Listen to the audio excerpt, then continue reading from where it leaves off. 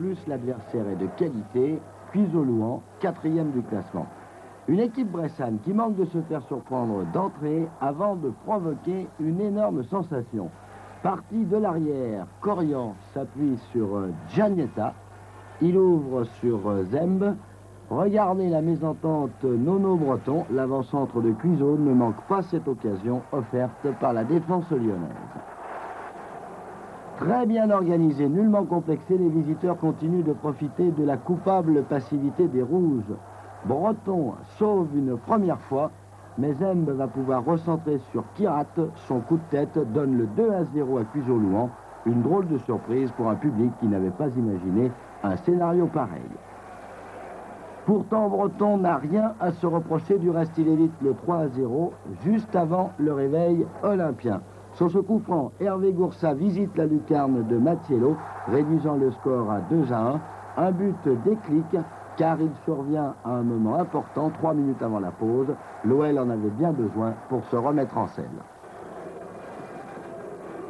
C'est Jean-Pierre Hortz qui va remettre les compteurs à 0, ou plutôt à 2-2. Franck Durix lui avait donné le ballon d'égalisation. Hortz vient de porter à 13 son actif personnel.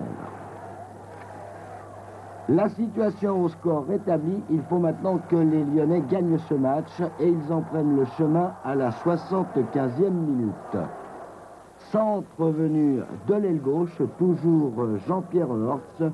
Jacquinot va hésiter à dégager devant Ndomba.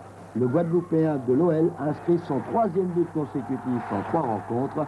S'il a connu des problèmes d'adaptation en début de saison, il est maintenant en totale confiance.